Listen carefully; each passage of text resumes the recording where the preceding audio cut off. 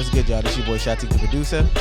We're on the Beatsonfilm network. We call this one Conversations on Film. Right, with that being said, how long can you be in a situationship or whatever it is? Like, let's talk about our girl, Young Miami and Diddy, right? Mm-hmm. Like, how long is she supposed to be? Not the side chick, because he said she's not the side chick, and he'll come to your house and talk to you about it like men, right? How long can you be in a dating situation knowing that this guy may not take you that serious? Yeah, Shy. So my answer to that is, women will stay with you as long as deep as your pockets are. That's what it works out. That's to. a fact. Women want security more than love, right? If they feel like they can get security with you, then they'll learn to love you eventually. Yeah. The number one thing women want is security. If you can provide security, which is financial security, she feels like she's safe around you. She feels like if she ever had a problem, she could reach out to you. She could communicate with you. Because you know Diddy, he's a slick talker. He could probably be in her ear telling her where she's going to be 20 years from now. He did it to every artist he ever signed. He sold them, listen, this is where you're going to be at. And she's there, right? She understands that he's an older guy with mature thinking. He's seen a lot of things. He could show her things, and you're opening up a woman's mind.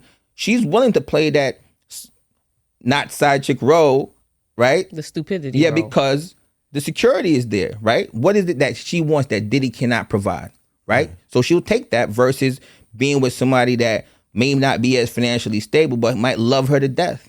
Right. So what do you think, Jazz? First of all, Carisha, please. I never believed that their relationship was real. Yeah, me either. Never. I thought it was a publicity stunt from the beginning. I think he told her he could further her career, and he knew that if he promoted the podcast and he sponsored it and the liquor and it is that he would get a bag too. So career wise, I understand her making the move, right? Because she's always in survival mode. You was a single mother, you was young, taking care of your siblings, all that, right? I get that.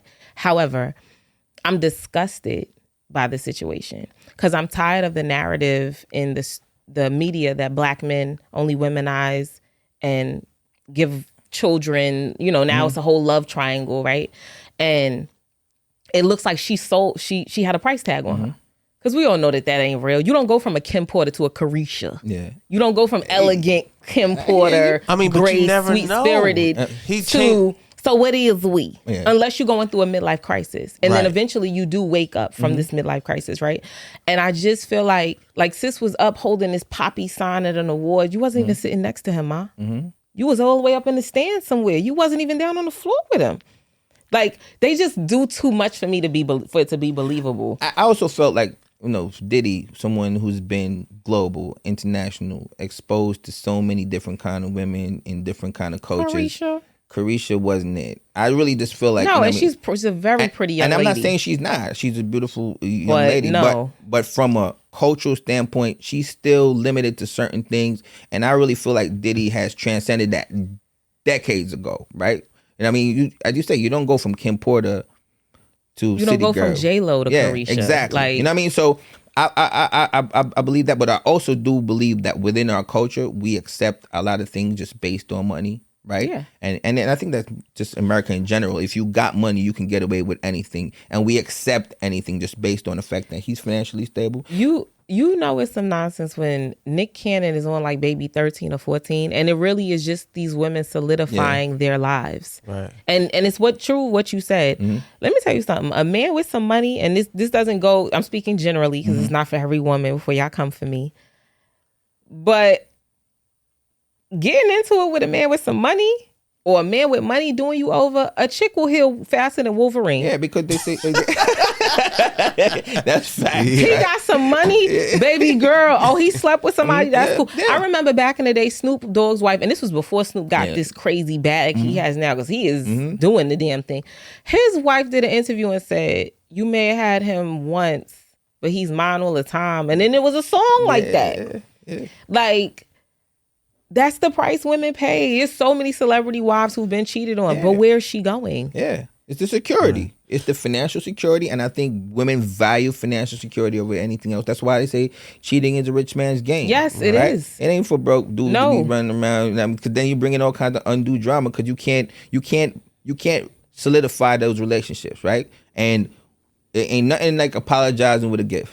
Hello. Or a trip. An expensive one too. Right? So I need one that needs a signature when it comes through UPS. I need the good stuff. Something like that. And that's what I'm saying. And then that'll kind of increase your tolerance level for the bullshit. And then also, if you are financially stable, you're able to hide the bullshit even way better. Because now I got shorty over there I could put up in a condo instead of bringing it to my crib or bringing it to Telly or whatever. So there was an article that just came out. It was 3 friends. They all split the rent in this apartment, and they used the apartment to cheat on their wives. Where did they get that idea from? Shit. Yeah. You thinking about why you ain't thinking that? Y'all say this like, you're like, where did they get that from? You one of the 3? You the 3rd? I plead the 5th. We ain't got to talk about that right now. Black men don't cheat. So in a way, I feel like with Carisha, this is on brand for her brand. Like City Girls. Like, yo, I got this old nigga and we about to get this money, and I'm not gonna spend mine because she's hot in her own right. She should be getting her own. She got her own money. Her second baby father is one of the biggest producers in the world. So I feel like either she just keeping it on brand. So if you're speaking it on brand, then that might be a conversation just like Jazz said that they probably had. You know what I mean? City girls are women. Yeah, that definitely is a conversation they had. This was planned, bro. Her she podcast, knew about the baby and all that. Her podcast won.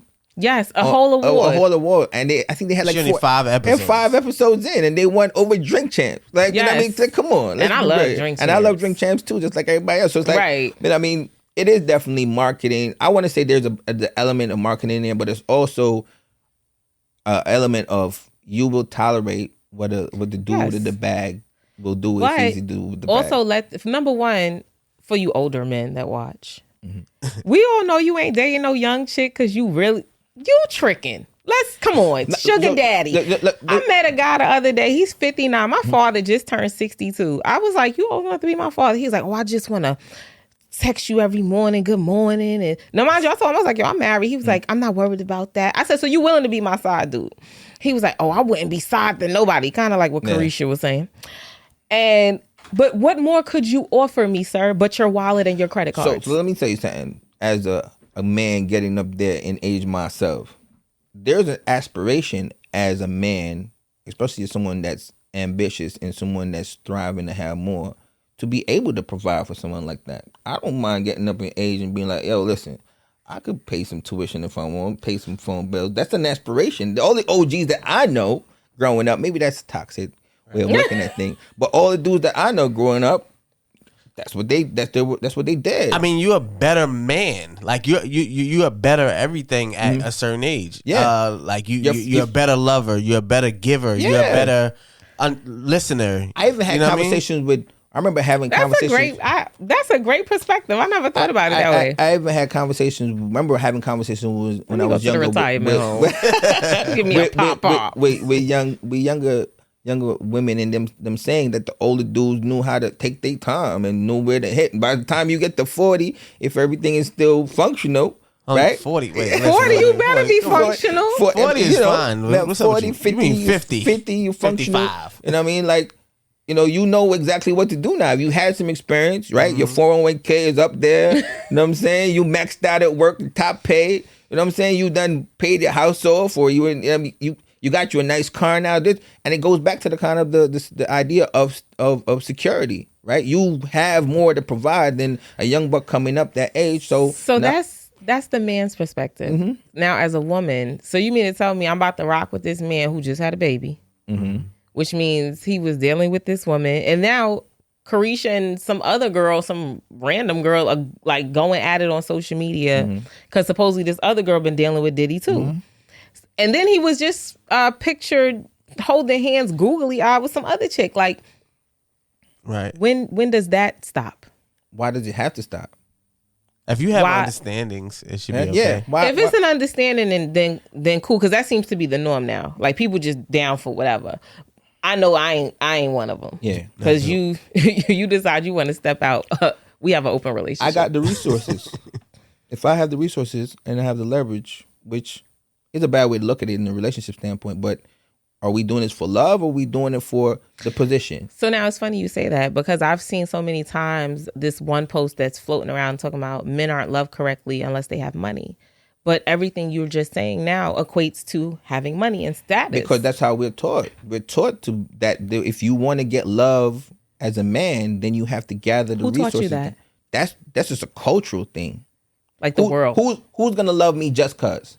Your mama. Yeah. Black women. Yeah. And then you came through us. Yeah, but even my mama, if I get to 18 and I ain't paying no bills, where am I? I would believe that if the jailhouse statistics weren't that the male jails get way more visitation than the female jails ever will. You get visitation, yes, but where's the genuine love just cause I'm me? Going up to a prison to see somebody is a form of love and is sacrifice. It's a lot to go through. I'm not negating security and all of that. And there are men in jail who have nothing. They're not working in jail. They're not pulling any money. Their commissary stays full. You know what I'm saying? They get in cars. They get in visits. They get in love. So there are plenty of women that love men even when they don't have. And that's usually when the genuine love comes in, when you ain't got it. But is that the narrative that's pushed throughout the world, though? Because then that same guy who was in jail and was getting all these visits, he comes out 6 months from now, and then he don't have no job. And then where does that genuine love go? So it's almost like we've been taught to equate love as men with resources. Like the more resources I get, the more women I get, the more people around me, the more... And then that just comes across as the only type of real love that I know. So when do y'all unlearn that, though? That is the question. And how can we unlearn that if the culture keeps going in that direction where, like, a Nick Cannon can have 13 kids and no one is coming down on him, versus Ray, he got 13 kids and everybody's coming down on him, which I'm not justifying 13 kids, but what I'm trying to say is... Well, money does make money is the deciding factor for a lot of things. And especially in the culture that we live in, if you got money, you can do whatever you want. So my suggestion to the fellas is get your money and you can get whatever you want. And you can get the honey. Yeah, exactly. Whoa, Shatek.